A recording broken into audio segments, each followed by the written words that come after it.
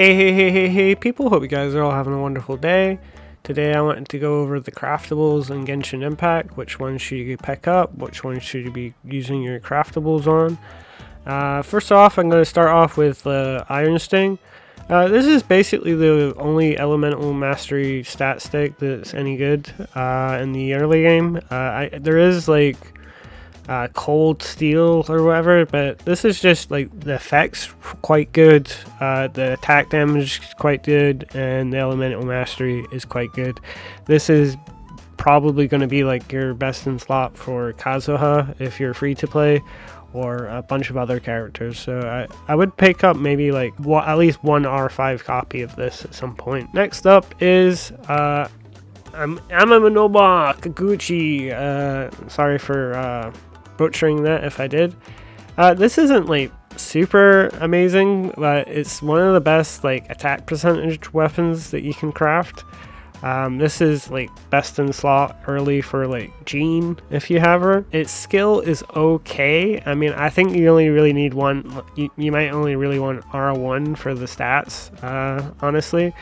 But this one is definitely one to sort of look out for. Sapwood Blade is a really good weapon. Like this is it sort of acts like another like Sword of Favonius, and Sword of Favonius you'll get a Sword of Favonius eventually, but it's usually highly competed for by like the other characters in your team. This is like phenomenal on a lot of characters. It has a high base attack value, higher than the Sword of Favonius.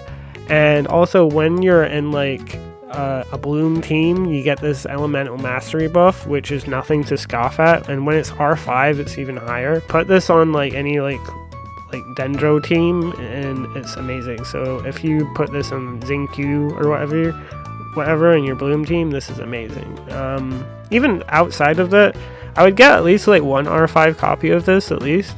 And just try it out sometime. In terms of like the grand scheme of things, Prototype Archaic isn't that bad. It's a good stat stick and also does a reasonable amount of damage. Pick this up when you've ran out of things to get, I guess. White Blind is going to be like your best in slot for Noelle. Everyone gets Noelle at the start of the game. A lot of people like to shit on Noelle, but she's about to get like a big buff with the Lunar Geo Crystallize and stuff like that. The new 5-star and Columbina can activate it. The next 5-star can activate it. And I mean, she's a healer, she's a shielder, and a main DPS. So this is definitely one to pick up, R5, just for Noelle. There's other characters like Ito who really like it. I think Gaming likes it as well, but yeah, definitely maybe like grab 2 copies of R5 if you ever get a chance. This one's decent. Like generally, like Sword of Favonius is another thing, like the Great Sword of Favonius or a Sacrificial Sword. A lot of the two-handed users have a high energy recharge, and the premier sort of rares are always going to be hotly contended for.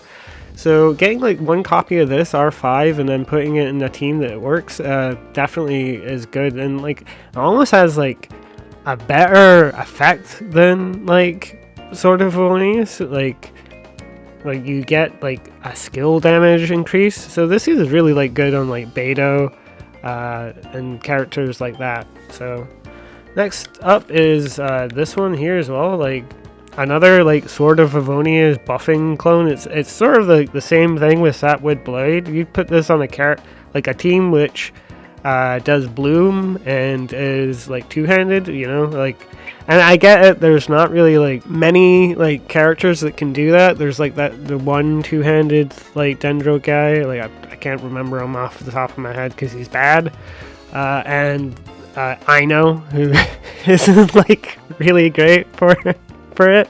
But if you put this on like Beidou or something like that, if you're doing like a beginner aggravate team, you know, it's not that bad. This is basically like Master Key's like best in slot for Aino, who is a character you get for free now, and definitely one of the better characters in the game. Like the energy recharge is really good, the skill is really good. You should be at least R5ing this and giving it to Ino until you maybe get an upgrade. I don't think there's going to be a super big upgrade anytime soon, so yeah, this is definitely one to get R5 in this current meta. This is single-handedly the best craftable in the entire game. You should be getting as many prototype embers as you can fathom.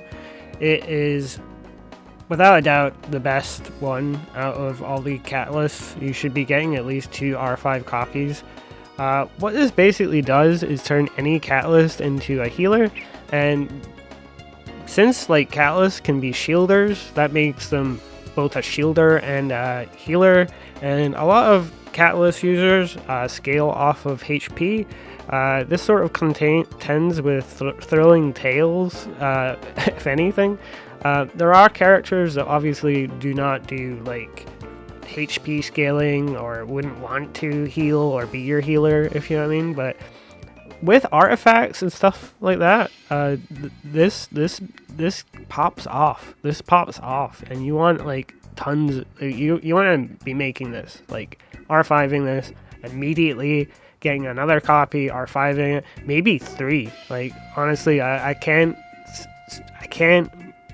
like the way this like sort of just makes team compositions that have no sustain is like unmatched, you know? Yeah, I mean, this one's okay. It's alright for like your main DPS sort of catalyst user. It's not the one that you're gonna be aiming for in particular, but yeah, Map Premiere is not bad. You should maybe get it after you've got like a couple of R5 copies of Prototype Ember, if anything. The only other, like, this one's pretty good, as obviously, like, for the same reason Prototype Ember is good, is it scales off of HP and does, like, damage. Like, you throw this on, like, Kokomi or a HP scaling, like, Catalyst user that can already heal, and could use the normal attack damage dealt buff. Like this isn't that bad. I mean, I'd maybe get like 1 R5 copy for this, if anything. And then like there's eventually like the Black Marrow Lantern. I mean, this is probably going to be best in slot for Nefer and Llama for the foreseeable future, for like terms of like free to play. I wouldn't like rush this or anything like that, but getting at least 1 R5 max out copy would be probably good. Besides that though, like it's only like really it's these 4 that you really want to look at. I'm not gonna lie, like all the bows are pretty fucking bad. I'm just gonna like show you, like this buff sucks. This is a physical damage, but the effect's okay. This is like an attack scaling thing, which there's better like stringless and rust that you might want to use, and even better commons and normal rares. This one is very like situational. This one is just another attack scaling one, and not a lot of bow users scale off an attack. This one seems okay. The thing is it's for like a lunar team. And I mean, yes, you could probably just slap this onto anyone and then chuck them into a lunar team, but outside of that, like it's sort of sucks. I maybe like R5 this, if you know what I mean, just in case. I think it's probably it's probably good on Yehoda or whatever if you pulled her, but Yehoda sort of sucks ass. So yeah, I mean, opinions may vary. Prototype Starglitter isn't completely awful. I mean, obviously there's not many main DPS spear users that this would be good on, but the energy recharge is okay and the skill is okay. This one's awful. This one is okay, I guess, if you're in Dendro Spear Aggravate team, but there's not a lot of teams where this actually would be implemented, and its effect is very niche, so I wouldn't really recommend R5ing this at all. This one is, yeah, probably the best one to maybe R5. There's only like 2 HP scaling spears, and there's a lot of spear users who want to scale off of HP, namely Chevrus and Zhongli, 2 popular characters for any account. And this is debatably a better skill than a better stat stick overall than Black Tassel. And just has better attack and better HP scaling than Black Tassel, which is the commonly used free-to-play weapon for them. And I mean, I would get like 2 copies of this R5, definitely. Outside of that, there is the Prospector Shovel. This is pretty good.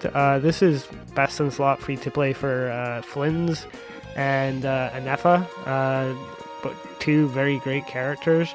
If you don't have them, though, I wouldn't essentially pull for it. I mean, it might be good on the Geospear Lunar user, potentially, but it's sort of scaled towards electrocharge damage. Kitai's Cross Spear, definitely another really great weapon. Just increases elemental skill damage, has elemental mastery, regenerates energy. Debatably best in slot for like Toma and Anefa and a few other characters. Like you should be getting like 2 of these R5 maxed out. They're really good, and will increase your account strength generally. Anyway, that's all the craftables I think are worth mentioning. This one doesn't look that bad, but we really don't have any lunar sword users, and I wouldn't really put a sword user in a lunar team at this current moment in time. But the effect's really good. I mean, it increases max HP and energy recharge, but we don't have any like water sword users who go in lunar teams. But this could be good like on Farina in a lunar team, I guess, but I wouldn't really craft it. Anyway, I hope you guys had a wonderful day. I hope you guys have learned something. Leave a comment down below if I got anything wrong, or if there's anything you guys would recommend or would like to comment on. Like, comment, and subscribe, and I hope you guys all have a wonderful day.